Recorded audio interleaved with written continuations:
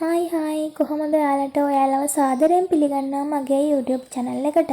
මම අද ඔයාලට කියන්න යන්නේ අනුරාධපුරයේ තියෙන ඉතාම වැදගත් පුරාණ ස්ථානයක් වන රිටිගල ආරණ්‍ය සේනාසනය ගැන. ස්කිප් නොකර වීඩියෝ එක බලන්න, සම්පූර්ණ වීඩියෝ එක තියෙනවා. ඔයාලා දැන් ඔය දකින්නේ රිටිගල ආරණ්‍ය සේනාසනයට යන ප්‍රධාන පිවිසුම් මාර්ගය. ඔය දෙපැත්තෙම තියෙන්නේ ඉතාම පැරණි ගස්. මේක පුරාවිද්‍යාත්මක භූමියක්. අනවසරයෙන් ඇතුළු වීම තහනම්.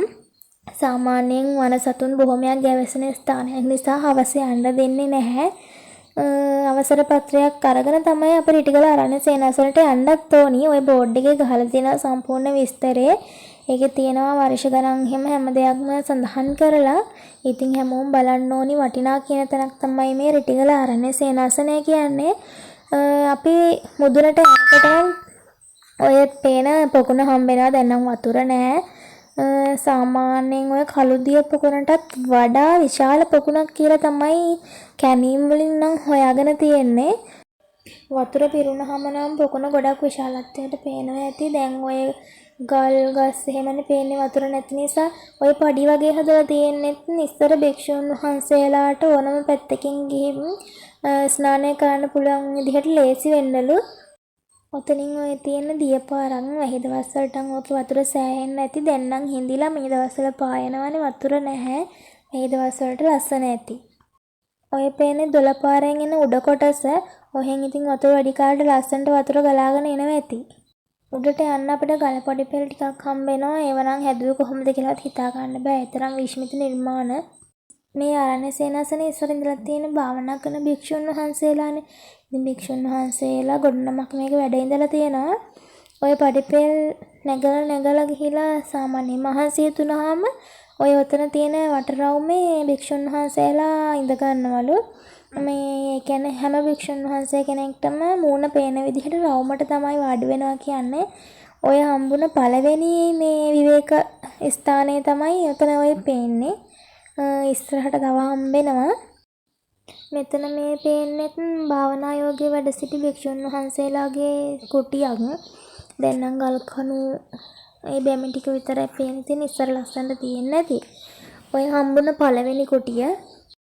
ඔය තියෙන භාවනා යෝගී වැඩ සිටි භික්ෂුන් වහන්සේලාට රෝගී වුණාම ප්‍රතිකාර කිරීමට සාදාගත් රෝහල. ඔයාලට ඔය පේන්නේ ඒවට යොදාගත්ත දේවල් තමයි.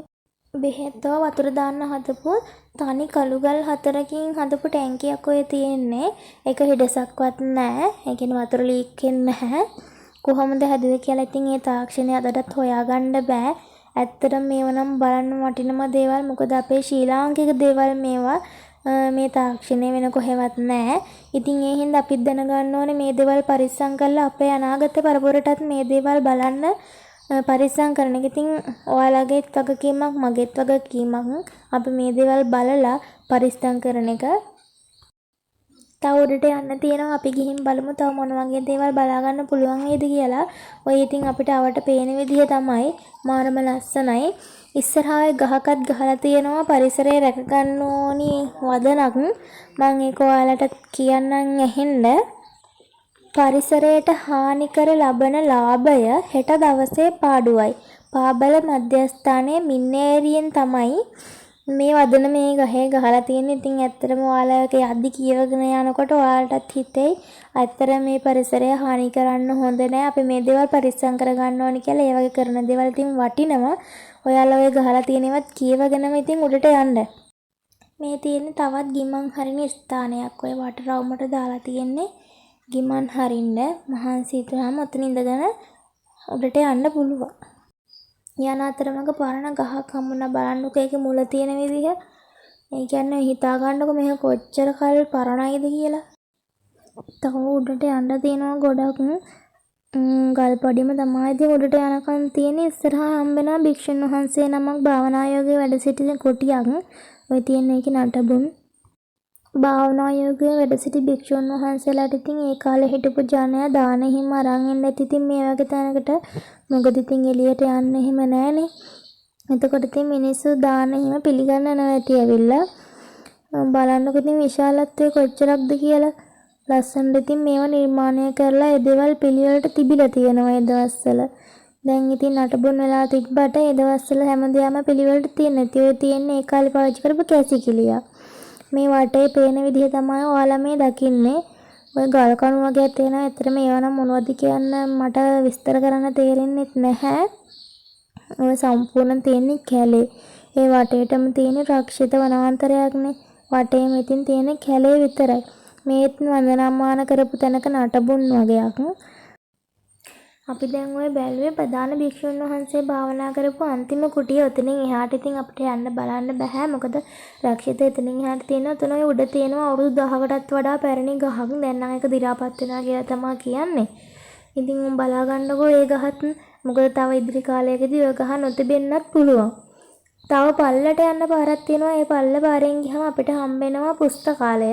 පුස්තකාලයට යන්නත් ගල්පඩි පෙළක් තියෙනවා. ඔයාලට දැන් ඔය පේන්නේ ගල්පඩි පෙළ. ඔතනින් ඒකට උනහම තියෙන්නේ පුස්තකාලය. ඒ කියන්නේ භික්ෂුන් වහන්සේලා පාවිච්චි කරපු ඒ දවස්වල තිබ්බ පුස්තකාලය. දැන් නටබුන් උනාට ඒ කාලේ තියෙන්නේ නැති පුස්කල පොත් එහෙම දැන් නම් ඉතින් ඒව කොහෙද කියලා දන්නෙත් නැහැ. ඔතන ඔය පල්ලෙන් යන්නේ ඇල කාණුවක්. ඒ ඇල කාණුවට තමයි අර ගල්පඩි පෙළ දාලා තියෙන්නේ. බලන්නකො කොහොමද නිර්මාණය කරලා තියෙන්නේ කියලා. මාරම ලස්සනයි. මෙතෙන්ට ආවම නම් ඉතින් හැම තැනම පේනවා. ඒ කියන්නේ මුළු ප්‍රදේශෙම වගේ පේනවා ලස්සනයි. බලන්නකො හැම තැනම තියෙන්නේ ගල් කෑලි හැම කුළුණු පරණ නටබුන්. ඉතින් මේ දේවල් ලස්සන තියෙන තැන ඒ කාලේ ගොඩනැගිලි වගේ ඒවා නටබුන් වෙන්නේ නැති. ඉතින් දැන් ඔය තියෙන්නේ පඩිපෙළ එහෙම නම් ඉතින් ඒ විදිහට තියෙනවා තාම. ඔයාලත් ඉතින් මේ දේවල් බලලා පරිස්සම් කරොත් මේ විදිහටම ඉතින් ඉදිරි පරපුරටත් තියෙයි. ඔතනින් ඔය පල්ලේ තියෙන තනිකර හෙල බලන්නත් බය හිතෙනවා. පරිස්සමෙන් යන්න ඕනේ. මොකද කකුලක් හරි ලෙස්සලා පල්ලට වැන්නොත් එහෙම ලොකු අනතුරක් වෙන්න පුළුවන්. ඔයාලත් පරිස්සම් වෙලා අපේ රටේ සම්පතත් පරිස්සම් කරගෙන ඔයාලත් ගිහින් එන්න මේ දේවල් බලන්න වටිනවා. මතක ඇතු දේවරුවක යන්න හවස වනසතුන් ගැවසෙන හින්දා හවස යන්න දෙන්නේ නැහැ. මගේ channel එක subscribe කරන්න, like කරන්න, share කරන්න, comment කරන්න. නැවත දවසක හමු වෙනකම් පරිස්සමෙන් ඉන්න.